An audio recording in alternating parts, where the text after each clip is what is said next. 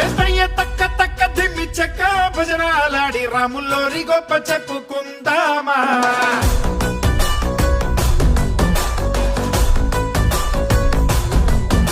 ఆసాముల్లోరి పక్కనున్న సీతామాల చుమ్మమ్మ లక్షణాలు ముచ్చటించుకుందామా.